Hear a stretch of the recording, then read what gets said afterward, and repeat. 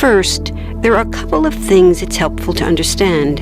One, many Jews fled harsh persecution in anti-Semitic Europe, especially the Nazi Holocaust. Zionists encouraged massive immigration to historic Palestine, at that time a British colony, where Jews had an age-old connection and where small Jewish communities had long existed among larger groups of indigenous peoples.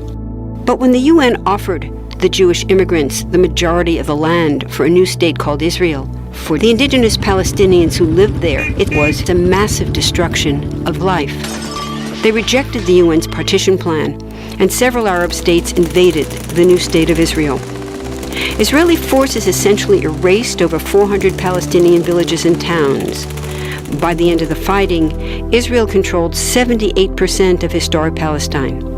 And when 750,000 Palestinians who fled or were expelled during fighting tried to return to their homes where the new state now stood, they were permanently barred by the Israeli government. While over 100,000 of their relatives and neighbors who hadn't left became second-class citizens of the new state, along with the new Jewish majority. Today, Palestinian refugees and their descendants number in the millions. Most are in the Gaza Strip, the West Bank, and Jordan. Many are spread throughout the world, with millions still living in refugee camps, seeking to return to their homeland. To sum up, one group of refugees found a much-needed home. But in the process, a new group of refugees was created. Here's the second thing to understand. Israel was founded as a Jewish state. But now ask yourself, what exactly does that mean? People had lots of ideas about what a Jewish state should look like. Some called for equality for all citizens. But what was created, in practice, was institutional discrimination against non-Jews.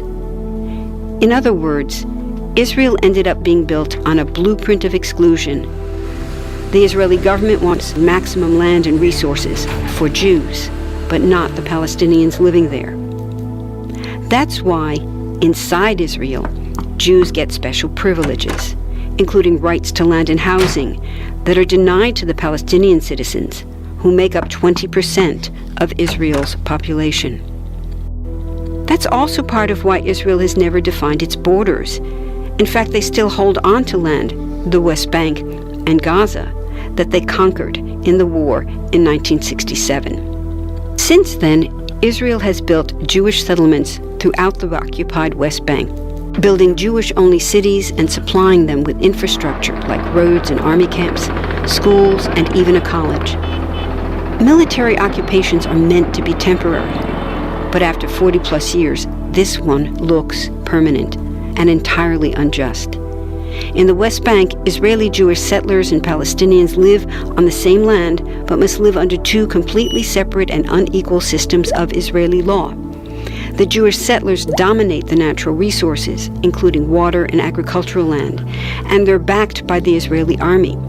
To maintain the occupation, Israel has demolished thousands of Palestinian homes and orchards, confiscated Palestinian land, bombed a captive civilian population in Gaza, and punished resistance with raids, arrests, and assassinations, all to gain maximum land, while making life so difficult for Palestinians that they will either leave or be too afraid to resist.